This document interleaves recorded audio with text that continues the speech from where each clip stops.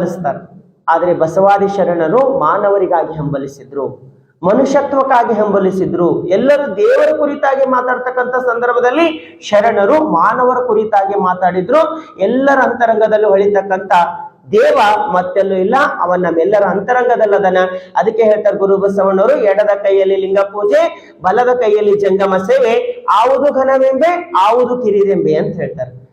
ಕೈಯಲ್ಲಿ ಹಿಡಿದು ಲಿಂಗ ಪೂಜೆ ಮಾಡ್ಕೊಳ್ತಕ್ಕಂಥದ್ದು ಎಷ್ಟು ಶ್ರೇಷ್ಠ ಅದನೋ, ಜಂಗಮ ಸೇವೆ, ಸಮಾಜ ಸೇವೆ, ಕಾಯಕ ಮಾಡ್ತಕ್ಕಂಥದ್ದು ಕೂಡ ಅಷ್ಟೇ ಶ್ರೇಷ್ಠವಾಗಿರ್ತಕ್ಕಂಥದ್ದು.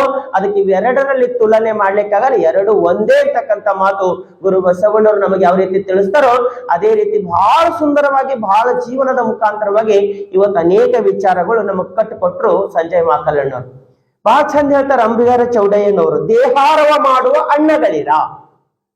ದೇಹಾರ ಅಂದ್ರೆ ಏನು? ಈ ದೇಹವನ್ನ ದಂಡಿಸ್ತಕ್ಕಂಥದ್ದು. ಎದ್ರಾಗ ದಂಡಿಸ್ತಾರ?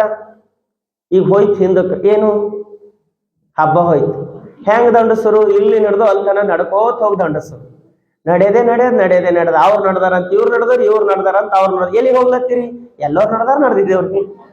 ಅವ್ ಹೆಣ್ಮಗಳು ನಡ್ದೇಳಂತ. ಹೆಣ್ಮಗಳು ಹೋಗ್ಬೇಕಾದಾಗ ಒಬ್ಬ ಕಳ್ಳ ಬಂದು ಕೊರಳಾಗಿರ್ತಕ್ಕಂಥ ಚೈನ್ ಕಡ್ಕೊಂಡು ಓಡ್ತಾ ಇದ್ರು. ಚೈನ್ ಕಡ್ಕೊಂಡು ಓಡ್ತಾ ಇದ್ದಾನಂತ ಆ ಹೆಣ್ಮಗಳು ಕಳ್ಳ ಅಂತ ಚೀರ್ ಓಡ್ತಾ ಇದ್ರು. ಒಂದು 4 ಜನ ಕಟ್ಟೆ ಮೇಲೆ ಕುಂತಿದ್ರು, ನೋಡಿದ್ರು. ಅವರು ಕಳ್ಳ ಓಡ್ತಾ ಇದ್ದಾನೆ ಕಟ್ಕೊಂಡು ಅಂತ ಹಿಡಿಬೇಕಂತ ಅವ್ರು 4 ಜನ ಓಡ್ತಾ ಇದ್ರು. ಅವ್ರು 4 ಜನ ಓಡ್ತಾ ಇದ್ರು, ಅವ್ರು ಒಟ್ಟು 5-6 ಜನ ಓಡ್ತಾ ಇದ್ರು. ಮುಂದೆ ಹೋಗೋದ್ರೊಳಗ ಒಂದು 10 ಜನ ಕುಂತಿದ್ರು. ಅವ್ರು ನೋಡ್ರು, ಯಾಕೆ ಓಡ್ತಾ ಇದ್ದಾರೆ ಅಂತ ಗೊತ್ತಿಲ್ಲ. ಆದ್ರೆ ಇವ್ರು ಓಡ್ಲತ್ತಾರ ಅಂತ ಇವ್ರ ಜೊತೆ ಸೇರಿ ಓಡ್ಲಕ್ ಚಾಲೂ ಮಾಡ್ರು. ಇವ್ರು ಓಡ್ಲತ್ತಾರಂತ ಅವ್ರು ಓಡ್ಲತ್ತಾರಂತ ಹಿಂಗ್ ಓಡ್ತಾ ಇದ್ರು. ಊರೊಳಗ್ ಬಂದ್ರು. ಓಡೋದ ನೋಡಿ ನೀವು ಇಡೀ ಊರೇ ಓಡ್ಲತ್ತು. ಒಬ್ಬ ನಿಂತಿದ್ನು, ನೋಡು ನೀ ಯಾಕೆ ಓಡ್ಲತ್ತಾರ ಅಂತ ನೋಡು ಒಬ್ಬನಿಗೆ ಹಿಡ್ದನು.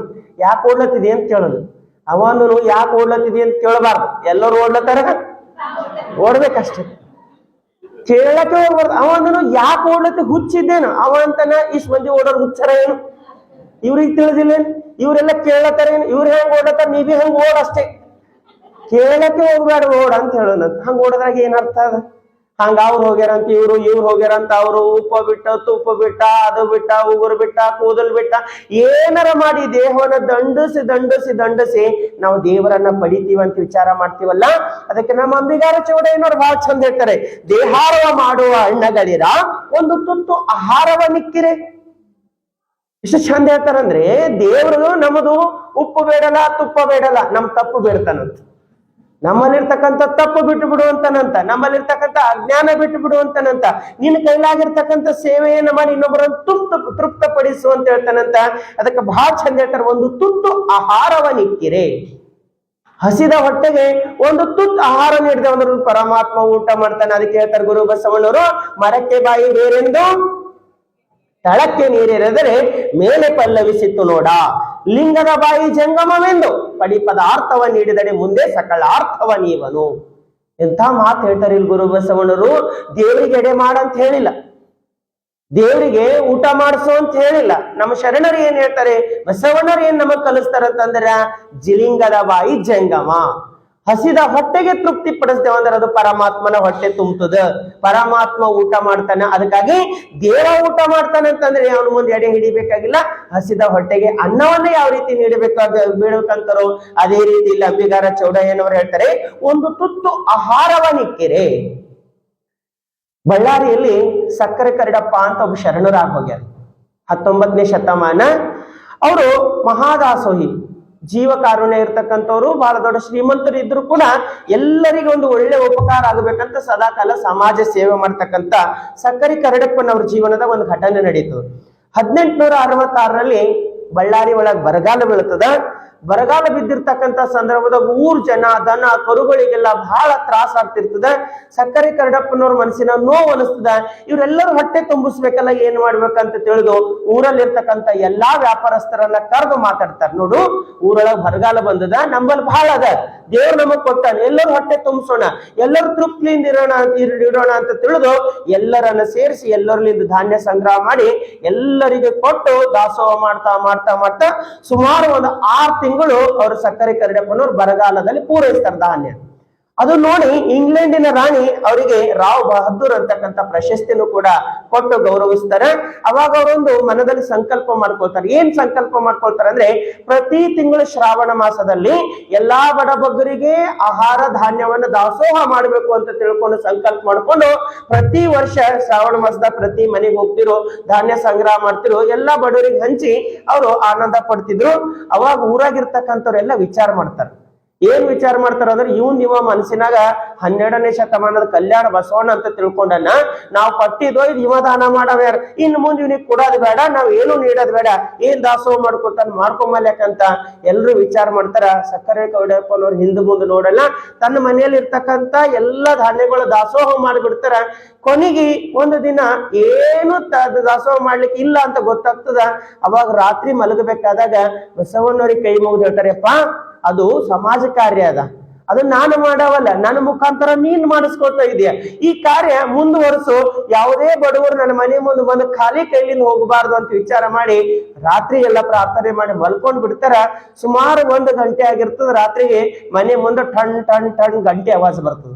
ಗಂಟೆ ಆವಾಜ್ ಬರ್ಲತ್ತದ, ಏನದ ಅಂತ ಹೊರಗೆ ಬಂದು ನೋಡ್ತಾರ. ಸುಮಾರು 30 ಗಾಡಿ, 30 ಬಂಡಿ ಒಳಗ 70 ಆಳುಗಳಾಗಿ ಎಲ್ಲ ಬಂಡಿ ತುಂಬಾ ಆಹಾರ ಧಾನ್ಯಗಳು ತುಂಬಿಕೊಂಡು ಬಂದಿರ್ತಾರೆ. ಸಕ್ಕರೆ ಕರಡಪ್ಪನವರಿಗೆ ಆಶ್ಚರ್ಯ ಆಗ್ತದೆ, ಇಷ್ಟೊಂದು ಧಾನ್ಯಗಳು ಎಲ್ಲಿಂದ ಬಂತು, ಯಾರು ಕಳಿಸ್ಯಾರ ಅಂತಂದ್ರೆ, ಅದ್ರಾಗ ಒಬ್ಬ ಡ್ರೈವರ್ ಹೇಳ್ತಾನ, ಮಹಾದೇವ ಶೆಟ್ಟಿ ಕಳಿಸ್ಯಾನ. ಮಹಾದೇವ ಶೆಟ್ಟಿ ಕಳಿಸ್ಯಾನ ಅಂತ ಅವ್ರ ರೈತ ಹೇಳ್ತಾನ. ರೈತ ಹೇಳಿದಾಗ ಆಯ್ತು, ಅಷ್ಟು ಧಾನ್ಯ ಒಳಗೆ ಇಳಿಸ್ರ ಅಂತ ಕರಡಪ್ಪನವ್ರು ಹೇಳ್ತಾರ. ಎಲ್ಲ ಧಾನ್ಯಗಳು ಒಳಗೆ ಒಯ್ದು ಇಳಿಸ್ತಾರ. ಒಳಗೆ ಒಯ್ದು ಇಳಿಸಿ ಆಯ್ತು ನೀವೆಲ್ಲ ಪ್ರಸಾದ ಮಾಡಿ ಮಲ್ಕೊಳ್ರಿ, ಮುಂಜಾನೆ ಎದ್ದು ಹೋಗಟ್ರಿ ಅಂತ ಕರಡಪ್ಪನವ್ರು ಒಳಗೆ ಹೋಗಿ ಮಲ್ಕೋತಾರ. ಬೆಳಗಾಗಿ ನೋಡೋದ್ರೊಳಗೆ ಒಂದೂ ಆಳಿರಲ್ಲ, ಒಂದೂ ಬಟ್ಲಿ ಇರಲ್ಲ, ಎಲ್ಲ ರಾತ್ರಿನೇ ಹೋಗಿತ್ತು. ಅವಾಗ ಕರಡಪ್ಪನವ್ರು ಹೇಳ್ತಾರ, ಈ ದಾಸೋಹ ನಾನು ಮಾಡಿದಲ್ಲ, ಇದು ಕಲ್ಯಾಣ ಬಸವಣ್ಣ ಮಾಡಿದ ದಾಸೋಹದ, ಯಾರು ಹಸಿವಿನಿಂದ ಬಳಲಬಾರ್ದಂತ ಅವರೇ ಮಾಡಿದ್ದು ದಾಸೋಹದಂತ ಕರಡಪ್ಪನವ್ರ ಜೀವನದಾಗ ಆದ ಘಟನೆಯನ್ನ ಅವ್ರದ್ದು ಬರ್ದು ಹೇಳ್ತಾರೆ. ಇದು ಯಾಕೆ ಮಾತು ಹೇಳ್ತಾ ಇದ್ದೀನಿ ಅಂತಂದ್ರೆ, ದೇವರಂದ್ರೆ ಸುಮ್ಮನಲ್ಲ. ಅದಕ್ಕೆ ಒಂದು ಮಾತು ಅಣ್ಣ ಬಹಳ ಚಂದ ಹೇಳಿದ್ರು. ಎಲ್ಲರೂ ದೇವರ ಕುರಿತಾಗಿ ಮಾತಾಡಿದ್ರು, ಎಲ್ಲರೂ ದೇವರನ್ನ ಕಾಣ್ಬೇಕಂತ ಪರಿತಾಪ ಮಾಡ್ಕೊಂಡ್ರು. ಆದ್ರೆ ಬಸವಾದಿ ಶರಣರು ದೇವರನ್ನ ಎಲ್ಲಿ ಹುಡುಕರು ಅಂದ್ರೆ, ಎಲ್ಲರ ಅಂತರಂಗದಲ್ಲಿ ಹುಡುಕರು. ಹಸಿದವರ ಹೊಟ್ಟೆಯ ಮುಖಾಂತರ ಹುಡುಕಿದ್ರು, ಬೆತ್ತಲೆಯವರ ಮೈಯ ಮುಖಾಂತರ ಹುಡುಕಿದ್ರು, ತುಳಿತಕ್ಕೊಳಗಾಗಿರ್ತಕ್ಕಂಥವ್ರು ನನ್ನವರಂದ್ರು. ಯಾರನ್ನೂ ಬಿಡದೆ ಎಲ್ಲರನ್ನ ಇಂಬಿಟ್ಕೊಂಡ್ರಲ್ಲ. ಅದಕ್ಕಾಗಿ ಬಸವಣ್ಣದಿ ಶರಣರು ಎಲ್ಲಾ ದಾರ್ಶನಿಕರಿಗಿಂತಲೂ ಎಲ್ಲಾ ಮಹಾತ್ಮರಿಗಿಂತಲೂ ಶ್ರೇಷ್ಠ ಯಾರಂದ್ರ ಅವ್ರು ಶರಣರಾಗ್ತಾರ. ಯಾಕಂದ್ರೆ ಅವ್ರು ಜೀವ ಕಾರುಣ್ಯವನ್ನ ಹೊಂದಿರ್ತಕ್ಕಂಥವ್ರು, ಜೀವ ಕಾರುಣ್ಯವನ್ನು ಹೊಂದಿರ್ತಕ್ಕಂಥವ್ರು. ಅದಕ್ಕೆ ನಮ್ಮ ಅಂಬಿಗಾರ ಚೌಡಯ್ಯನವ್ರು, ನಾವ್ ಯಾವಾಗ್ಲೂ ಅಂಬಿಗಾರ ಚೌಡಯ್ಯ ಅಂದ ತಕ್ಷಣ ನಮಗೆಲ್ಲ ನೆನಪು ಬರ್ತವೆ ಏನಂತ, ಲೊಟ ಲೊಟನೆ ಪಟ ಪಟನೆ ಹೊಡಿಯಂದಾತ ಅಂತೆ ಬರ್ತದ. ಆದ್ರೂ ಕೂಡ ಅವ್ರು ಎಷ್ಟು ಸುಂದರವಾಗಿರ್ತಕ್ಕಂಥ ಮಾತು ಹೇಳ್ತಾರೆ ಅಂದ್ರೆ, ಒಂದು ತುತ್ತು ಆಹಾರವನ್ನಿಕ್ಕಿರೆ ದೇಹಾರವಗೈದು, ಈ ಶರೀರವನ್ನ ಸವಿಸಿ ದಂಡಿಸಿ ಆಹಾರವನ್ನಿಕ್ಕದೆಡೆ. ಬರೀ ದೇಹವನ್ನ ದಂಡಿಸಿ ಆಹಾರ ಕೊಡ್ಲಿಲ್ಲ ಅಂತಂದ್ರೆ ಆಹಾರನಿಲ್ಲ ನೆಂದ ನಂಬಿಗರ ಚೌಡಯ್ಯ. ಅಲ್ಲಿ ಪರಮಾತ್ಮ ಇರೋದಿಲ್ಲ. ಅದಕ್ಕಾಗಿ ಪರಮಾತ್ಮನನ್ನ ಕಾಣಬೇಕಾದ್ರೆ ದಾಸೋಹದ ಮುಖಾಂತರವಾಗಿ ಕಾಣಬೇಕು ಅಂತಕ್ಕಂಥ ಮಾತು ಇಲ್ಲಿ ಅಂಬಿಗಾರ ಚೌಡಯ್ಯನ ಹೇಳ್ತಾರ. ಅದಕ್ಕೆ ಪೂರಕವಾಗಿ ನಮ್ಮ ಬಸವಣ್ಣ ಹೇಳ್ತಾರ, ಸದಾಚಾರ ಸದ್ಭಕ್ತಿ ಇಲ್ಲದವರನ್ನೊಲ್ಲನಯ್ಯ, ಅವರ ಆರಾಧನೆ ದಂಡ, ನಿತ್ಯ ನಿತ್ಯ ಪ್ರಾಯಶ್ಚಿತಕರನೊಲ್ಲ, ಕೂಡಲ ಸಂಗಮ ದೇವ ಭೂಭಾರಕರ. ಯಾರಲ್ಲಿ ಸದಾಚಾರ ಇರಲ್ಲ, ಯಾರಲ್ಲಿ ಸದ್ಭಕ್ತಿ ಇರಲ್ಲ, ಅಂಥವರಿಗೆ ಪರಮಾತ್ಮ ಯಾವತ್ತೂ ಕೂಡ ಒಪ್ಪೋದಿಲ್ಲ. ಅವರ ಆರಾಧನೆ ದಂಡ. ನಾವ್ ಎಷ್ಟೆಲ್ಲ ಮಾಡಿದ್ರು ಕೂಡ ನಮ್ಮ ಆರಾಧನೆಯಲ್ಲಿ ಸದ್ಭಕ್ತಿ ಇರ್ಲಿಲ್ಲ ಅಂತಂದ್ರೆ, ನಮ್ಮ ನಡೆನುಡಿಯಲ್ಲಿ ಸಚ್ಚಾರಿತ್ರ್ಯ ಇರ್ಲಿಲ್ಲ ಅಂತಂದ್ರೆ ಶರಣರು ಯಾವತ್ತೂ ಕೂಡ ಒಪ್ಪೋದಿಲ್ಲ. ಅದಕ್ಕಾಗಿ ಸಚ್ಚಾರಿತ್ರ್ಯ ಅಂದ್ರೆ ಒಳ್ಳೆ ನಡತೆ. ಎಲ್ಲಿ ಒಳ್ಳೆಯ ನಡತೆ ಇರ್ತದ, ಯಾವುದು ತಿಳ್ಕೊಳ್ತೀವೋ ಅದು ಜೀವನದಾಗ ಅಳವಡಿಸ್ಕೊಂಡೇವು ಅಂತಂದ್ರೆ ಮಾತ್ರ ಉಪಯೋಗ. ಇಲ್ಲಾಂದ್ರೆ ಹೇಳ್ತಾರೆ ಗುರು ಬಸವಣ್ಣನವರು, ಹುತ್ತವ ಬಡಿದಡೇನೆ ಹಾವು ಸಾಯಬಲ್ಲುದೇ, ಅಘೋರ ತಪವ ಮಾಡಿದಡೇನು, ಅಂತರಂಗ ಆತ್ಮ ಶುದ್ಧವಿಲ್ಲದವರ ಕೂಡಲ ಸಂಗಮ ದೇವನೆಂತೊಲಿವನಯ್ಯ ಅಂತ ಹೇಳ್ತಾರೆ. ಎಷ್ಟು ವರ್ಷ ತಪಸ್ಸು ಮಾಡ್ರೇನು, ಎಷ್ಟು ವರ್ಷ ಅನುಷ್ಠಾನ ಮಾಡ್ರೇನು, ಏನು ಮಾಡ್ರೇನು, ನಮ್ಮ ಅಂತರಂಗ ಶುದ್ಧ ಇರ್ಲಿಲ್ಲ ಅಂತಂದ್ರೆ ಅದು ಪರಮಾತ್ಮ ಸ್ವೀಕಾರ ಮಾಡಲ್ಲ. ಅದಕ್ಕಾಗಿ ಉಡುವ ಬಟ್ಟೆಗಿಂತಲೂ ನಡೆಯುವ ಬಟ್ಟೆ ಶ್ರೇಷ್ಠ ಅಂತ ಹೇಳ್ತಾರೆ. ಎಂತ ಬಟ್ಟೆ ಉಟ್ಕೊಂಡಿದ್ದೇವೆ ಅನ್ನೋದು ದೊಡ್ಡದಲ್ಲ. 10,000 ರೂಪಾಯಿ ಬಟ್ಟೆ ಉಟ್ಕೊಂಡ್ಬೇಕು ಕೊಡ್ರಿ, ಗುಣ ಸರಿ ಇರ್ಲೋಯ್ತಂದ್ರೆ ಎದಕ್ಕೆ ಬರ್ತದ ಅಂತ ಮಾತಾಡ್ತಾರ. ಹರಿದು ಚಿಂದಿ ಉಟ್ಕೊಂಡು ಕುಂತರು ಕೂಡ ನಮ್ಮ ನಡತೆ ಸರಿ ಇತ್ತಂದ್ರೆ ಇನ್ನೊಬ್ಬರು ಪ್ರೀತಿಯಿಂದ ಕರೀತಾರ. ಅದಕ್ಕಾಗಿ ಶರಣರು ನಡೆ ನುಡಿಗೆ ಪ್ರಾಮುಖ್ಯತೆಯನ್ನ ಕೊಟ್ಟಿರ್ತಕ್ಕಂಥವ್ರು. ಯಾರ ಜೀವನದಲ್ಲಿ ನಡೆ ನುಡಿ ಸರಿಯಾಗಿ ತಿಳ್ಕೊಂಡಿರ್ತೇವೋ ಅವ್ರ ಜೀವನ ಬಹಳ ಆನಂದಮಯವಾಗ್ತದ. ಅಂತ ಆನಂದಮಯ ಜೀವನ ಆಗಬೇಕಂತಾನೆ ಇಂಥ ಕಾರ್ಯಕ್ರಮಗಳು, ಪ್ರವಚನಗಳು, ಬಹಳ ಸುಂದರವಾಗಿರ್ತಕ್ಕಂಥ ಮಾತುಗಳ ಮುಖಾಂತರವಾಗಿ. ನಾವು ಮೊನ್ನೆ ಕಾರ್ಡ್ ಹಾಕಬೇಕಾದಾಗ ರಮೇಶ್ ಅವ್ರಿಗೆ ಒಂದು ಫೋನ್ ಮಾಡಿ ಹಿಂಗೆ ಕಾರ್ಡಿನಾಗ ಯಾರ್ಯಾರಿಗೆ ಗೆಸ್ಟ್ ಹಾಕಾರಂದ್ರ ಅವ್ರ ಒಂದು ಮಾತು ಹೇಳೋರು ಏನಂತಂದ್ರ ಯಾರಿಗಾರ ಹಾಕಾರೆ ಒಬ್ರೆ ಕರೆಕ್ಟ್ ಮಾತಾಡೋರಿಗೆ ಹಾಕಾರೆ. ಬಹಳ ಜನರಿಗೆ ತಂದು ಕೂಡಿಸಿ ನೀವೊಂದ್ 2 ನಿಮಿಷ ಮಾತಾಡಿ, ನೀವೊಂದ್ 2 ನಿಮಿಷ ಮಾತಾಡಂದ್ರ ಅದು ತೃಪ್ತ ಆಗೋರಿಗೆ ಕೇಳೋರಿಗೂ ಆಗಲ್ಲ, ಹೇಳೋರಿಗೂ ಆಗಲ್ಲ. ಒಂದು ವಿಷಯ ಕೊಟ್ಟಂತಂದ್ರೆ ಪರಿಪೂರ್ಣ ಮನದಟ್ಟ ಆಗಂಗ ವಿಚಾರ ನಮ್ಮ ಮನಸ್ಸಿನಾಗ ಮೂಡಿಸ್ರು ಅಂತಂದ್ರ ಇವ್ರದ್ದು ಮಾತು ಹಿಂಗಿದ್ದು ಇದು ನೆನಪಿಟ್ಕೋಬೇಕು ಅಂದಂಗ ಆಗ್ತದಂತ ಅಂದಾಗ ನಾವು ಬಹಳ ಸುಂದರವಾಗಿ ಮಾತಾಡ್ತಕ್ಕಂಥವ್ರು ನಮ್ಮ ಸಂಜಯ್ ಮಕ್ಕಳಣ್ಣೋಗಿ ಹೇಳಿರ ಅವತ್ತಿಂದ ಅವತ್ತು ಒಪ್ಕೊಂಡು ಆಗ್ಲಿ ನಾ ಬರ್ತೀನಿ ಅಂತ ಬಂದಾರಲ್ಲ, ಬಹಳ ಸಂತೋಷ. ಅವ್ರಿಗೆ ಒಂದು ಜೋರಾದ ಚಪ್ಪಾಳೆ, ಅಭಿನಂದನೆ ನಾವೆಲ್ಲ ಸಲ್ಲಿಸೋಣ ಅಂತಕ್ಕಂಥ ಮಾತನ್ನು ತಿಳಿಸ್ತಾ ಯಾವಾಗ್ಲೂ ಕೂಡ ನಾನು ಒಂದು ಮಾತು ಹೇಳ್ತೀನಿ. ನಮ್ ಗುರುಗಳು ಹೇಳ್ತಿದ್ರು, ಈ ಕಾರ್ಯಕ್ರಮಗಳು, ವೇದಿಕೆಗಳು ಯಾಕೆ ಮಾಡ್ತೇವೆ ಅಂತಂದ್ರೆ ನಮ್ ಕಣ್ಣೀರ್ ಹಾಕ್ಲಾಕ್ ಮಾಡೋದಲ್ಲ. ನಾವೆಲ್ಲ ಯಾಕೆ ಬಂದು ಕೂಡ್ತೇವಂದ್ರ ನಮ್ಮ ಮನೆ ಜಂಜಾಡ್, ನಮ್ಮ ಮನೆ ಕಷ್ಟ, ನಮ್ಮ ಮನೆ ನೋವು, ನಮ್ಮ ಮನೆ ದುಃಖ ಎಲ್ಲವನ್ನ ಮರ್ತು ಇಲ್ಲಿ ಸಮಾಧಾನಿಯಾಗಿ ಬಂದು ಇಲ್ಲಿ ಸಮಾಧಾನವನ್ನು ಪಡ್ಕೊಂಡು ಹೋಗ್ಬೇಕಂತ ಬರ್ತೀವಿ. ಇಲ್ಲಿ ಬಂದು ಕುಂತವ್ರಿಗೆ ಟೆನ್ಷನ್ ಕೊಟ್ಟೇವಂದ್ರ, ಇಲ್ಲಿ ಬಂದು ಕುಂತವ್ರಿಗೆ ನಮ್ಮ ನೋವುಗಳು ಹೇಳ್ದೇವಂದ್ರೆ, ಇಲ್ಲಿ ಬಂದು ಕುಂತವ್ರ ತಲೆಯಾಗ ಇಲ್ದೆಲ್ಲ ಹುಳಗಳು ಬಿಟ್ಟೇವಂತಂದ್ರ ಅದು ನಾವು ಮಾಡ್ತಕ್ಕಂಥ ವೇದಿಕೆಗೆ ಅಪಚಾರ ಅಂತ ಹೇಳ್ತಾರೆ. ಅದಕ್ಕೆ ಸನ್ಯಾಸಿ ಸಾಂತ್ವನ ಮಾಡದ ಜಾಗದಾಗ ಇರ್ತಾನೆ, ಸನ್ಯಾಸಿ ಕಣ್ಣೀರ್ ಹಾಕ್ತಕ್ಕಂಥ ಜಾಗದಾಗ ಇರಲ್ಲ. ಯಾವ ಸನ್ಯಾಸಿ ಕುಂತ ಕಣ್ಣೀರ್ ಹಾಕಿ ನನಗ್ ನೋವಾಗ್ಲತ್ತದಂತಾನ ಅವ ಸನ್ಯಾಸಿನೇ ಇಲ್ಲ, ಅವ ಸಂಸಾರಿ ಆಗೋಂಗಾಗ್ತಾನ. ಅದಕ್ಕಾಗಿ ನಮ್ಮ ಜೀವನ ಯಾವತ್ತೂ ಕೂಡ ಹೆಂಗಿರ್ಬೇಕಂದ್ರೆ ಸಮಾಧಾನವನ್ನು ಕೊಡ್ತಕ್ಕಂಥ ಜೀವನ, ಸಂತೃಪ್ತಿಯನ್ನ ಕೊಡ್ತಕ್ಕಂಥ ಜೀವನ. ಇವತ್ತು ನೋಡ್ತಾ ಇದೀವಿ ಎಷ್ಟು ಜೀವನದಾಗ ನೋವುಗಳಿಲ್ಲ ಹೇಳ್ರಿ. ಯಾವತ್ತು ಮನೆಗೆ ಹೋಗಿ ಕುಂತೆ ಅಂತಂದ್ರೆ ಬಹಳ ನೋವುಗಳು. ಅದಕ್ಕೆ ನಮ್ ಗುರುಗಳು ಒಂದು ಮಾತು ಹೇಳ್ತಿದ್ರಿ, ಯಾವತ್ತು ಕೂಡ ಒಂದ್ ಮಾತು ಅವ್ರು ಹೇಳ್ತಿದ್ರಿ, ಏನಂತಂದ್ರೆ ಪ್ರಭು ಯಾವುದೇ ವೇದಿಕೆಗಳು ಇನ್ನೊಬ್ರಿಗೆ ಟಾಂಗ್ ಹೊಡಿಲಿಕ್ಕಾಗಿಯೋ, ಇನ್ನೊಬ್ರಿಗೆ ಮನಸ್ಸು ನೋಯಿಸ್ಲಕ್ಕಾಗಿಯೋ, ಅಥವಾ ಇನ್ನೊಂದು ವಿಚಾರವನ್ನ ಏನಾರ ಇದ್ರ ಮುಖಾಂತರ ತಿಳಿಸ್ಲಕ್ ನಾವು ವೇದಿಕೆ ಬಳಸ್ಕೊಂಡೇವ್ ಅಂತಂದ್ರ ಅದು ವೇದಿಕೆಗೆ ಮಾಡ್ತಕ್ಕಂಥ ದ್ರೋಹ ಆಗ್ತದ. ನಾವ್ ಯಾವತ್ತೂ ಕೂಡ ಪ್ರಾಂಜಲ ಮನಸ್ಸಿನಿಂದ ವೇದಿಕೆ ಮೇಲೆ ಕುಂತು ಒಳ್ಳೆ ವಿಚಾರಗಳು ಮನಸ್ಸಿನಾಗ ಬಿತ್ತು ಕಳಿಸ್ದೇವಂದ್ರ ಅದು ಬಸವಣ್ಣರ ಹೋಗ್ತಾರ, ಅವ್ರು ನಮ್ ಕೈ ಹಿಡಿದು ನಡೆಸ್ತಾರ. ಅದಕ್ಕಾಗಿ ಅವ್ರ ಸಾಕ್ಷಿಯಾಗಿ ಮಾತಾಡ್ಬೇಕು ಅಂತಕ್ಕಂಥ ಮಾತು ಸದಾಕಾಲ ಪರಮ ಪೂಜ್ಯ ಶ್ರೀ ಅಕ್ಕನವ್ರು ತಿಳಿಸ್ತಾ ಇದ್ರು. ಅದಕ್ಕಾಗಿ ನಮಗ್ ವೇದಿಕೆ ನಿರ್ಮಾಣ ಮಾಡೋದಂದ್ರೆ ಅರ್ಥ ಏನಂದ್ರೆ ನಿಮ್ಮಲ್ಲಿ ಸಾಂತ್ವನವನ್ನು ತುಂಬಲಿಕ್ಕೆ. ಒಂದು ವಿಚಾರ ಇವತ್ತು ಅಣ್ಣ ಅವ್ರು ಮಾತಾಡ್ಬೇಕಾದಾಗ ಹೇಳಿದ್ರು, ನೀವು ಪ್ರಾರ್ಥನೆ ಮಾಡಿಸ್ಬೇಕಾದಾಗ ಎಲ್ಲರೂ ಪ್ರಾರ್ಥನೆ ಮುಗಿದ್ಮೇಲೆ ಒಂದ್ 5 ನಿಮಿಷ ಗೆಸ್ಟ್ ಬರೋನೋ, ಅತಿಥಿಗಳವ್ರು ಬರೋನೋ, ಯಾರೋ ಬರೋಣ ಅಂದಾಗ ಸುಮ್ಮನ್ ಕೂಡ್ಲಕ್ ಬಿಡ್ಬೇಡ್ರಿ, ಕಣ್ಣು ಮುಚ್ಚಿ ಧ್ಯಾನ ಮಾಡಿಸ್ಲಕ್ ಕೂಡ್ಸ್ರಿ ಅಂತಂದ್ರು. ಯಾಕೆ ವಿಚಾರ ಅವ್ರ ಮನಸ್ಸಿನಾಗ ಬಂತಂತಂದ್ರೆ ಸುಮ್ಮನೆ ಕುಂತೇವ್ ಅಂತಂದ್ರೆ ನಮ್ಮ ಚಿತ್ತ ಹರಿಲಿಕ್ಕೆ ಪ್ರಾರಂಭ ಮಾಡ್ತದೆ.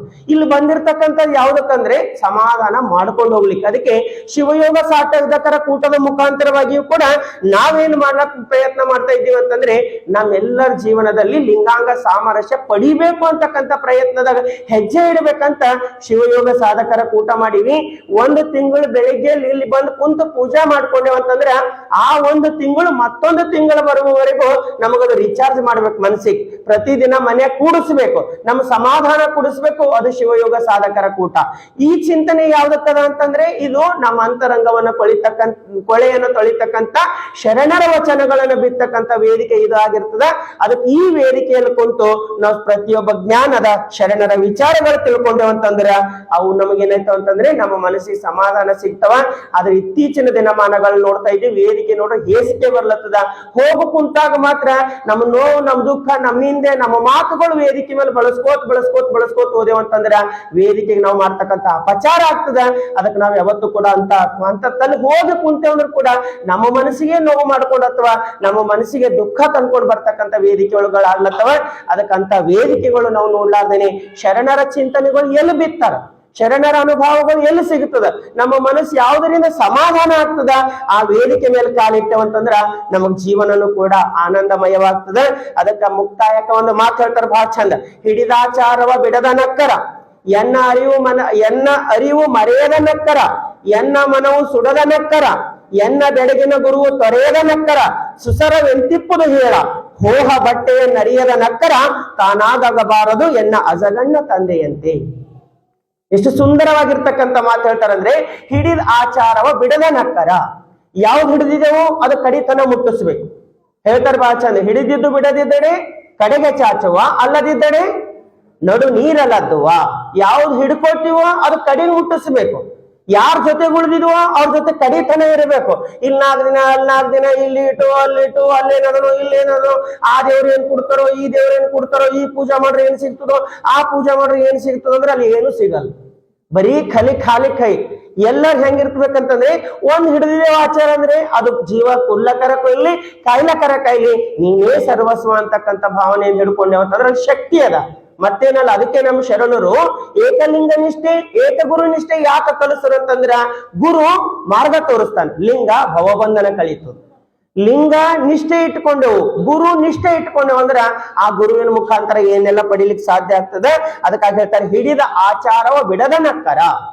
ಯಾವ ಆಚಾರ ಹಿಡಿದಿದ್ದೇವೋ ಅದು ಯಾವತ್ತೂ ಕೂಡ ಬಿಡಬಾರ್ದು. ನಮಗ ಆಚಾರ ಕಲಿಸೋಗ್ಯಾರ ನಮ್ಮಪ್ಪ.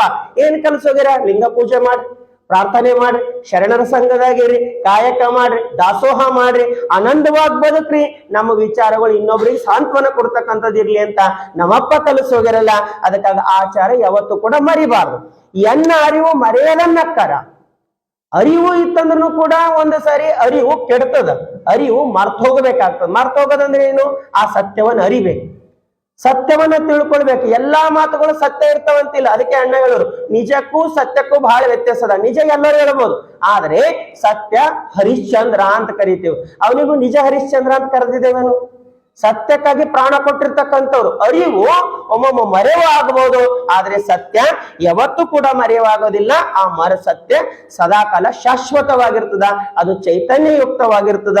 ಅದಕ್ಕಾಗಿ ಎನ್ನ ಅರಿವು ಮರೆಯದ ನಕ್ಕರ, ಎನ್ನ ಮನವು ಸುಡದ ನಕ್ಕರ. ಮನಸ್ಸು ಸುಟ್ಟು ಹೋಗ್ಬೇಕಂತ. ಸುಡ್ಬೇಕಂದ್ರೆ ಏನು? ಮನಸ್ಸಿನಲ್ಲಿರ್ತಕ್ಕಂಥ ಬಯಕೆಗಳು, ನಾನು ನನ್ನದು ಅಂತಕ್ಕಂಥ ಭಾವನೆಗಳು, ಸಂಕಲ್ಪ ವಿಕಲ್ಪಗಳು, ಇವೆಲ್ಲವೂ ಮನಸ್ಸು ಸುಟ್ಟಿ ಹೋಗಬೇಕಂತಂದ್ರೆ ಬತ್ತಿ ಹೋಗಬೇಕು. ಅಲ್ಲಿ ಏನೂ ಇಲ್ಲಬೇಕು, ಏನು ಇಲ್ಲವಾಗಬೇಕು. ಎನ್ನ ಬೆಡಗಿನ ಗುರುವು ತೊರೆಯದ ನಕ್ಕರ. ಬೆಡಗು ಅಂದ್ರೆ ರಹಸ್ಯ. ಎನ್ನ ಬೆಡಗಿನ, ನನ್ನೊಳಗೆ ಬೆಡಗದ. ಯಾವುದು ಬೆಡಗದ ಅಂತಂದ್ರೆ ಅರಿವು ಮತ್ತು ಆಚಾರ ಅಂತಕ್ಕಂಥದ್ದು. ಇವೆರಡು ಒಂದಾಗಬೇಕು. ಇವೆರಡು ಬೇರೆ ಬೇರೆ ಅಲ್ಲ. ಅರಿವದ ಅಂದ್ರೆ ಆಚಾರ ಅದ, ಆಚಾರ ಅಂದ್ರೆ ಅರಿವದ. ಅರಿವು ಆಚಾರ ಒಂದಾದಾಗ ಮಾತ್ರ ಅದು ಜ್ಞಾನ ಅನಿಸ್ಕೊಳ್ತದ. ಬರೀ ಅರಿವಿತ್ತು ಆಚಾರ ಇಲ್ಲಂದ್ರೆ ಅದನ್ನು ವ್ಯರ್ಥ ಅದ. ಬರೀ ಆಚಾರ ಇತ್ತು ಅರಿವಿಲ್ಲ ಅಂತಂದ್ರೆ ಅದನ್ನು ವ್ಯರ್ಥ ಅದ. ಅರಿವು ಆಚಾರಗಳು ಒಂದಾದಾಗ ಅದು ಜ್ಞಾನ ಅನಿಸ್ಕೊಳ್ತದ. ಅದಕ್ಕಾಗಿ ಅದು ಒಂದಾಗಬೇಕು. ಸುಸರವೆಂತಿಪ್ಪುದು ಹೇಳ. ಸುಸರ ಅಂದ್ರೆ ಸುಲಭ, ಸುಸರ ಅಂದ್ರೆ ಸುಲಭ. ಸುಲಭ ಹೆಂಗಾಗ್ತದ? ಅರಿವು, ಆಚಾರ, ಮನವು, ಗುರುವು ಎಲ್ಲವೂ ತೊರೆದು ಅವನಲ್ಲಿ ಒಂದಾದಾಗ ಹೋಗ ಬಟ್ಟೆಯನ್ನು ಅರಿಯದ ನಕ್ಕರ. ನಾವ್ ಎಲ್ಲಿಗೆ ಹೋಗ್ಬೇಕಾಗ್ಯದ, ಯಾರಲ್ಲಿ ನೆಲೆ ನಿಲ್ಲಬೇಕಾಗ್ಯದ ಅಂತ ನಮಗ್ ಗೊತ್ತಾಯ್ತು ಅಂತಂದ್ರ ತಾನಾಗಬಾರದು. ಅಂದ್ರೆ ನಾವಾಗಲೇವು, ನಾವು ದೇವ ಸ್ವರೂಪಿಗಳಾಗ್ತೀವಿ. ಅದಕ್ಕೆ ದೇವ ಸ್ವರೂಪಿಯಾಗಿ ಕರ್ಕೊಂಡು ಹೋಗ್ತಕ್ಕಂಥ ಆಚಾರಗಳು ನಮ್ಮ ಜೀವನದಾಗ ಅಳವಡಿಸ್ಕೊಂಡೇವು ಅಂದ್ರೆ ನಮ್ಮ ಜೀವನನು ಕೂಡ ಬಹಳ ಆನಂದಮಯವಾಗ್ತದ. ಅದಕ್ಕೆ ಆ ಆಚಾರದ ಜೀವನಕ್ಕೆ ನಾವೆಲ್ಲ ಹೋಗ್ಬೇಕಾಗೈತಿ. ಎಷ್ಟು ವರ್ಷ ಅಂತ ಇದ್ರಾಗ ಇರೋರು ಹೇಳ್ರಿ. ನಮಗೂ ಕೂಡ ಒಮ್ಮೆ ಮನಸ್ಲತ್ತದ ಲಿಂಗಾಂಗ ಸಾಮರಸ್ಯ ಶರಣರು ಏನೆಲ್ಲ ಕಂಡುಕೊಂಡರು, ಏನೆಲ್ಲ ಆನಂದ ಪಟ್ರು. ಇವತ್ತ್ಯಾಕ ನಮ್ಮ ಮಕ್ಕಳು ನಮ್ಮಲ್ಲಿ ಬರ್ಲತ್ತಿಲ್ಲ? ಇವತ್ತ್ಯಾಕ ನಮ್ಮ ಮಕ್ಕಳು ಇದ್ರ ಬಗ್ಗೆ ವಿಚಾರ ಮಾಡ್ಲತ್ತಿಲ್ಲ? ನಾವು ನಮ್ಮ ಮಕ್ಕಳಿಗೆ ಮನೆಗೆ ಹೋಗಿ ಏನ್ ಕೇಳಿ ಬಂದಿದೆ, ಇಲ್ಲಿ ಹೋಗಿ ಪ್ರವಚನಕ್ಕೆ ಹೋಗಿ ಅಂದ್ರೆ ಏನ್ ಹೇಳಾರ ನಮ್ಮ ಮಕ್ಕಳಿಗೆ?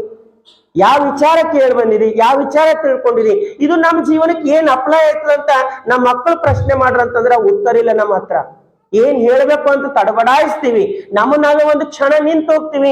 ಏನೋ ಒಂದ್ ಹೇಳ್ಯಾರ ಕೇಳಿ ಬಂದಿದ್ದೇವೆ ಅಂದ್ರೆ ಅಂತ ಜಾಗದಾಗ ಹೋಗಿ ಕೂಡೋಕ್ಕಿಂತ ಇಂಥ ಕಡೆ ನಡಿ ಸಮಾಧಾನ ಕೊಡ್ತಾರ, ಇಂಥ ಕಡೆ ನಡಿ ಯೋಗ ಕಲಿಸ್ತಾರ, ಇಂಥ ಕಡೆ ಹೋಗು ಧ್ಯಾನ ಕಲಿಸ್ತಾರಂತ ನಮ್ಮ ಮಕ್ಕಳು ನಮಗ್ ಉತ್ತರ ಹೇಳಕ್ ಹೋದ್ರಂದ್ರ ಅವಾಗ ನಮ್ಮ ಬಾಯಿ ನಿಂತು ಬಿಡ್ತದ. ಅದಕ್ಕೊಂದು ಸಂಕಲ್ಪ ಮಾಡ್ಕೊಳ್ಬೇಕು. ವೇದಿಕೆಗಳಂತಂದ್ರೆ ಸಮಾಧಾನ ಕೊಡ್ತಕ್ಕಂಥದ್ದು, ಲಿಂಗಾಂಗ ಲಿಂಗ ಪೂಜೆ ಅಂದ್ರೆ ಸಾಮರಸ್ಯಕ್ಕೆ ಒಯ್ತಕ್ಕಂಥದ್ದು. ಇವೆರಡೂ ನಮ್ಮ ಜೀವನದ ಗಟ್ಟಿಯಾಗಿ ಹಿಡ್ಕೊಂಡು ಈ ತತ್ವ ಬೆಳೆಸ್ತೀವಿ ಅಂತ ನಾವು ಸಂಕಲ್ಪ ಮಾಡ್ಕೊಂಡೆ ಅಂದ್ರ ನಮ್ಮ ಮಕ್ಕಳಿಗೆ ನಾವು ಕರಿಬೇಕಾಗಿಲ್ಲ, ಅವರೇ ನಮ್ ಜೊತೆಗೆ ಬಂದು ಇಲ್ಲಿ ಕೂಡ್ತಾರ. ನಾವು ಅದು ಜೀವನದಾಗ ಅಳವಡಿಸ್ಕೊಳ್ಬೇಕಂತ ಬರ್ತಾರ. ಅಂತ ಕಾರ್ಯ ಮಾಡ್ಬೇಕಂತಾನೆ ಪರಮ ಪೂಜ್ಯ ಶ್ರೀ ಅಕ್ಕನವ್ರು ಸುಮಾರು ವರ್ಷಗಳ ಕಾಲ, ಸಾಮಾನ್ಯ ಇಲ್ರಿ, ಒಂದೇ ವೇದಿಕೆ ಮೇಲ 12 ವರ್ಷಗಳ ಕಾಲ ಶೂನ್ಯ ಸಂಪಾದನೆ ಪ್ರವಚನ ಮಾಡಿದ್ರು. ಪ್ರತಿ ತಿಂಗಳು ಒಂದೊಂದು ತಿಂಗಳು 12 ವರ್ಷ ಶೂನ್ಯ ಸಂಪಾದನೆ ಪ್ರವಚನ ಎಷ್ಟು ಸುಲಭ ಮಾಡ್ಬಿಟ್ರ ಅಂತಂದ್ರೆ ಇವತ್ತಿಗೂ ಕೂಡ ನನಗ್ ಮ್ಯಾಲ್ ಕುಂತಾಗದು ಒಮ್ಮೊಮ್ಮೆ ನೆನೆಸ್ಕೊಂಡ್ರೆ ಅಳು ಬರ್ತದ. ನಾವ್ಯಾಕೆ ದುರ್ದೈವಗಳಿದ್ದೇವೆ, ಅದು 12 ವರ್ಷ ನಮಗ್ ಸಿಕ್ಕಿಲ್ಲ ಅನಿಸ್ತದ. ಇನ್ನು ನಮ್ಮ ಮಕ್ಕಳು ಇನ್ನು ಅಟ್ಲೀಸ್ಟ್ ಇಷ್ಟು ನಾವರ ತಿಳ್ಕೊಂಡು ಏನಾರ ಒಂದ್ ಎರಡರ ಕೇಳಿದೀವಿ. ಇನ್ನು ನಮ್ಮ ಮುಂದಿನ ಮಕ್ಕಳು ಶೂನ್ಯ ಸಂಪಾದನೆ ಅಂದ್ರ ಏನಂತ ಗೊತ್ತಾಗ್ಲಾರ್ದಂಗ ನಮ್ಮ ಮಕ್ಕಳು ತಿಳ್ಕೊಳ್ಳಾರ್ದಂಗ ಆಗ್ಬಿಟ್ರಲ್ಲ. ಇವ್ರಿಗೆ ಯಾವಾಗ ತಿಳಿಸ್ಬೇಕು? ಶೂನ್ಯ ಸಂಪಾದನೆ ಅದ, ಮತ್ತ ಅಕ್ಕನ ಯೋಗಾಂಗ ತ್ರಿವಿಧಿ ಅದ, ಕರುಣಾಸಿಗೆ ಅದ, ಮಿಶ್ರಾರ್ಪಣ ಅದ. ನಮ್ಮಲ್ಲಿ ಅನೇಕ ಸಾಹಿತ್ಯಗಳು ಬಿಚ್ಚಲಿಕ್ಕೆ ಟೈಮ್ ಇರ್ಲಾರ್ದಂಗ ನಮ್ಮ ಜೀವನನೇ ಅದ್ರ ಕಳ್ಕೊಂಡ್ರು ಮುಗಿಲಾರ್ದಂತ ಸಾಹಿತ್ಯ ನಂಬಲ್ಲಿ ಇದ್ರೂ ಕೂಡ ತತ್ವ ಪ್ರಸಾರಕರ ಕೊರತೆ ಮತ್ತು ತತ್ವ ಪ್ರಸಾರಕರಾಗಿ ಬಂದವರಲ್ಲಿ ಜ್ಞಾನದ ಕೊರತೆಯನ್ನ ಕಂಡು ಇವತ್ತು ನಮ್ಮ ಸಾಹಿತ್ಯ ಮೆತ್ತಿಗೆ ಹಾಕಿಟ್ಟಂಗಾಗ್ಯದ. ಮತ್ತದು ತೆಗಿಬೇಕು, ಮತ್ತ ಅಂತರಂಗದಾಗ ಬಿತ್ಕೋಬೇಕು, ಮತ್ತದು ಫಲ ಹೊಡೆದು ಮುಂದೊಂದು ದಿನ ಅದು ಬೆಳೆಯಾಗಿ ಎಲ್ಲರ ಭಾವನೆಯಲ್ಲಿ ಬರಬೇಕು ಅಂತಕ್ಕಂಥ ದೃಷ್ಟಿ ಇಟ್ಕೊಂಡು ಅನೇಕ ವರ್ಷಗಳ ಕಾಲ ಶೂನ್ಯ ಸಂಪಾದನೆ ಪ್ರವಚನಗಳ ಮುಖಾಂತರ ಹೇಳಿದ್ರು. ಆಮೇಲೆ ಭಾವನ ಬಸವಣ್ಣ ಮುಖಾಂತರವಾಗಿ ಒಂದೇ ವಚನಗಳು 116 ದಿನ ಪ್ರವಚನ ಮಾಡುವುದರ ಮುಖಾಂತರವಾಗಿ ನಮ್ಮೆಲ್ಲರಿಗೂ ಇಡೀ ಬಸವಣ್ಣನವರ ತತ್ವ ಏನದ ಅಂತ ಗಟ್ಟಿಯಾಗಿ ಪರಮ ಪೂಜ್ಯ ಶ್ರೀ ಅಕ್ಕನವರು ತಿಳಿಸಿದ್ರು. ಇಡೀ ಜಗತ್ತಿನಲ್ಲಿ ಒಂದು ಕ್ರಾಂತಿ ಬಹಳ ಸುಂದರವಾಗಿ ಅಪ್ಪ ಬಸವಣ್ಣ ಕೊಟ್ಟಿರ್ತಕ್ಕಂಥ ಕ್ರಾಂತಿ ಮತ್ತು ಜನಮನಕ್ಕೆ ಮುಟ್ಟಬೇಕಂತ ತಿಳ್ಕೊಂಡು ವಚನ ವಿಜಯೋತ್ಸವದ ಮುಖಾಂತರವಾಗಿ ವಚನಗಳಿಗೆ ಪಟ್ಟ ಕಟ್ತಕ್ಕಂಥ ಕಾರ್ಯ ಪರಮ ಪೂಜ್ಯ ಶ್ರೀ ಅಕ್ಕನವರೇ ಮಾಡ್ಯಾರ. ಅದು ಬಹಳ ದೊಡ್ಡ ಇತಿಹಾಸ. ವಚನ ಪಠಣ ಅಭಿಯಾನದ ಮುಖಾಂತರವಾಗಿ ಕೈದಾಗ ರುದ್ರಾಕ್ಷಿ ಕಟ್ಟಿ ಪ್ರತಿ ಮನೆ 100, 200, 500 ವಚನಗಳು ಓದಿಸಿ ನಮಗ್ ಓದುವ ಹವ್ಯಾಸ ಬೆಳೆಸಾರಲ್ಲ. ಇವು ಕಾರ್ಯ ಸಾಮಾನ್ಯವಾಗಿರ್ತಕ್ಕಂಥ ಕಾರ್ಯ ಪರಮ ಪೂಜ್ಯ ಶ್ರೀ ಅಕ್ಕನವ್ರು ಮಾಡಿ ಹೋಗಿಲ್ಲ. ಅದಕ್ಕೆ ಆ ಕಾರ್ಯಗಳು ಮತ್ತೆ ನಾವು ಪ್ರತಿ ಕ್ಷಣ ನೆನಪಿಸ್ಕೊಳ್ಬೇಕು. ನಮಗೆ ಏನ್ ದಾರಿ ಕೊಟ್ಟಾರ, ನಮ್ಮಪ್ಪ ಬಸವಣ್ಣ ಏನ್ ದಾರಿ ಕೊಟ್ಟಿದ್ರು ಅದೇ ದಾರಿ ಹಿಡಿಸಿ ನಮಗ್ ಮುಂದೆ ನಡಿಲ್ಲ ಕಲಿಸರಲ್ಲ ನಮ್ಮ ಗುರುಗಳು. ಅದಕ್ಕೆ ಆ ದಾರಿ ಹಿಡ್ಕೊಂಡು ನಡೆದೇವು ಅಂತಂದ್ರ ನಮ್ಮ ಜೀವನನು ಕೂಡ ಬಹಳ ಆನಂದಮಯವಾಗ್ತದ. ಅಂತ ಆನಂದಮಯ ಜೀವನ ಅನುಭವಿಸ್ಬೇಕಂತಾನೆ ಇಂಥ ಟೈಮಿನಲ್ಲಿ. ಯಾಕಂದ್ರೆ ಬಸವಗಿರಿಗೆಲ್ಲ ಮೊದಲ 5-6 ಗಂಟೆ ಆಯ್ತಂದ್ರ ರಾತ್ರಿ ಬರ್ಲಕ್ ಬಹಳ ಕತ್ತಲ ಐತದ್ರಿ, ಹ್ಯಾಂಗ್ ಹೋಗರಿ ಅಂತ ವಿಚಾರ ಮಾಡ್ತಿದ್ರು. ಈಗ ನಾವು ಮೊನ್ನೆ 9 ದಿನ ಕಾರ್ಯಕ್ರಮ ಮಾಡಿದೆವು. ಮರುನವಮಿ ಮಹಾನವಮಿ ಮಹೋತ್ಸವ ಕಾರ್ಯಕ್ರಮ ಇದೇ ವೇದಿಕೆ ಮೇಲೆ ನಡೆದಾಗ ನಾವು ಅನ್ಕೊಂಡೆವು ಜರ ಜಲ್ದಿ ಚಾಲು ಮಾಡಿ ಜಲ್ದಿ ಮುಗಿಸರಿ ಅಂತ ನಾವು ವಿಚಾರ ಮಾಡಿದಾಗ 6 ಗಂಟೆಗೆ ಚಾಲು ಮಾಡ್ಯಾರ ಅಂದೆವು. ಭಜನೆ ಚಾಲು ಆಯ್ತು. ಭಜನೆ ಆನಂದ ಹಿಂಗ್ ಆಗ್ಲತ್ತಂತಂದ್ರೆ ನಾವು ಕಾರ್ಯಕ್ರಮ ಚಾಲನೆ ಮಾಡ್ಯಾರ ಅಂದ್ರೆ ಕೆಳಕ್ ಕುಂತಾರೆ ಅಂತೀರಿ, ಇನ್ನೊಂದ್ 10 ನಿಮಿಷ ನಿಂದ್ರಿ ಆಮೇಲೆ ಮಾಡ್ಯಾರ, ಇನ್ನೊಂದ್ 10 ನಿಮಿಷ. 6 ಗಂಟೆಗೆ ಕಾರ್ಯಕ್ರಮ 7 ಗಂಟೆಗೆ ಪ್ರಾರಂಭ ಆಯ್ತು. 9 ಗಂಟೆ ತನ ಪ್ರಾರಂಭ ಮುಗಿಸಿದಾಗ ನಾನು ಕಾರ್ಯಕ್ರಮ ಮುಗಿದಾಗ ಎಲ್ಲರೂ ಭೇಟಿ ಆಗ್ಲಕ್ ಬಂದಾಗ ಹೇಳ್ತಿದ್ರು ಬಹಳ ಆನಂದ ಅನಿಸ್ತದ್ರಿ. ಮತ್ತ ಬಸವಗಿರಿಗೆ ಇಷ್ಟೊಂದು ರಿಲ್ಯಾಕ್ಸೇಷನ್ ಅದ ಅಂತಂದ್ರೆ ಮನೆಗಿನ ಚಿಂತೆ ಎಲ್ಲ ಮರ್ಯಾದ ದೂರಿನ ಮಾತದ. ಫೋನ್ ಬಿ ಬರಲ್ಲ, ನೆಟ್ವರ್ಕ್ ಇಲ್ಲ, ಫೋನ್ ಇಲ್ಲ, ಏನ್ ಮಾತಿಲ್ಲ. ಇಟ್ ಆನಂದ ಅಂತಂದ್ರೆ ನಮಗ್ ಎಲ್ಲರ ಸಿಟ್ಟಾಗೋದು. ಆ ಕಡಿನ ಗಾಡಿ ಈ ಕಡಿನ ಗಾಡಿ ಆವಾಜ್ ಕೇಳಿಸಿ ಟೆನ್ಷನ್ ಜಾಗದಾಗ ಕುಂತು ಕಾರ್ಯಕ್ರಮ ಮಾಡ್ಸೋದ್ಕಿಂತ ಬಹಳ ಸೂಕ್ತ ಜಾಗ ಹಿಡಿಸಿರಿ. ಎಲ್ಲರ ಸಿಟ್ಟಾಗಿ ಮಾಡ್ರ ಹಾಯಾಗ ಹೋಯ್ತಾ ಯಾರೋ ಒಬ್ಬ ಒಳಗ್ ಬಂದು ಒಂದ್ ಅರ್ಧ ಗಂಟೆ ನಿಂತು ತಿಳಿದಿದ್ದೊಂದ್ ಕೇಳಿ ತಿಳಿಲಾರ್ದೊಂದ್ ಕೇಳಿ ಮತ್ ಇದ್ದವ್ರಿಗೆ ಮನಸ್ಸು ಡೈವರ್ಟ್ ಮಾಡಿ ಹೋಯ್ತಾನ. ಇಲ್ಲ ಅಪ್ಪಟ ಬೀಜದ ತೆನಿ ಹೆಂಗ ಯಾರು ಭಕ್ತಿ ಇರ್ತಾರ ಅವರೇ ಇಲ್ಲಿ ಬರ್ತಾರ. ಅದಕ್ಕಾಗಿ ಇಲ್ಲಿ ಮಾಡಿದ್ರೆ ಬಹಳ ಸೂಕ್ತದ ಅಂತ ಬಹಳ ಜನ ನನಗೆ ಮಾತಾಡಿದ್ವಿ ನೋಡಿ. ಬಹಳ ಹಂಬಲ ಅನಿಸ್ತು. ಈ ಕಾರ್ಯ ಹಿಂಗೆ ಮುಂದುವರಿಸಬೇಕು. ಲಿಂಗಾಯತ್ ಮಾವ ಮಠ ನಮ್ಮೆಲ್ಲರ ಜವಾಬ್ದಾರಿ ಅದ. ಯಾವ ರೀತಿ ಹಿರೋಸಿಮಾ ನಾಗಾಸಕಿ ಒಳಗ ಅಲ್ಲಿ ಒಂದು ಬಾಂಬ್ ಬಿದ್ದು ಅದು ಹಾಳಾದ್ರೂ ಕೂಡ ಮತ್ತೆ ಅಲ್ಲಿನ ಕಾರ್ಮಿಕರ ಕಾಯಕದ ಮುಖಾಂತರವಾಗಿ ಯಾವ ರೀತಿ ಕಟ್ಟಿದ್ರು ಅದೇ ರೀತಿ ನಮ್ಮೆಲ್ಲರ ಜವಾಬ್ದಾರಿ. ಪರಮ ಪೂಜ್ಯ ಶ್ರೀ ಅಕ್ಕನವರ ಕನಸು ಏನಿತ್ತು ಅದು ಯಾವ ರೀತಿ ಕನಸು ಕಂಡು ಈ ನೆಲದಲ್ಲಿ ಬಂದು ಪಾದ ಇಟ್ಟಿರೋ ಆ ಎಲ್ಲಾ ಸಂಕಲ್ಪಗಳು ಈಡೇರಿಸ್ತಕ್ಕಂಥ ಜವಾಬ್ದಾರಿ ನಮ್ಮದಾದ ಅಂತ ಮೈ ಮೇಲೆ ಹೊತ್ಕೊಂಡು ನಿಂತೇವಂದ್ರ ಅದು ಪರಮ ಪೂಜ್ಯ ಅಕ್ಕನವರಿಗೆ ಕೊಡ್ತಕ್ಕಂಥ ಗೌರವ ಆಗ್ತದ. ಆ ಗೌರವನೇ ನಮ್ಮ ಜೀವನ ಸಂಕಲ್ಪ ಆಗ್ಲಿ, ಆ ಸಂಕಲ್ಪ ಶಕ್ತಿ ಮುನ್ನಡೆಸ್ಕೊಂಡು ಹೋಗ್ಲಿ ಅಂತಕ್ಕಂಥ ಪ್ರಾರ್ಥನೆಯ ಮಾತನ್ನ ತಿಳಿಸ್ತಾ ವೇದಿಕೆ ಮೇಲೆ ಆಸೀನರಾಗಿರ್ತಕ್ಕಂಥ ಎಲ್ಲ ಅತಿಥಿಗಳಲ್ಲಿಯೂ ಜೊತೆಗೆ ಇಷ್ಟೊತ್ತಾದ್ರೂ ಈ ಕಾರ್ಯಕ್ರಮದಲ್ಲಿ ಭಾಗಿಯಾಗಿರ್ತಕ್ಕಂಥ ತಮ್ಮೆಲ್ಲ ಶರಣ ತಂದೆ ತಾಯಿಯವರಿಗೂ ಹೃತ್ಪೂರ್ವಕ ಶರಣಾರ್ಥಿಯನ್ನು ಸಲ್ಲಿಸಿ ನನ್ನ ಎರಡು ಮಾತಿಗೆ ಮಂಗಲವನ್ನು ಮಾಡ್ತೀನಿ. ಸರ್ವರಿಗೂ ಶರಣಾರ್ಥಿ. ನಮ್ಮೆಲ್ಲರ ಹೃದಯ ಮುಟ್ಟುವಂತೆ ಆಶೀರ್ವಾದ ನುಡಿಗಳನ್ನು ಕರುಣಿಸಿರುವ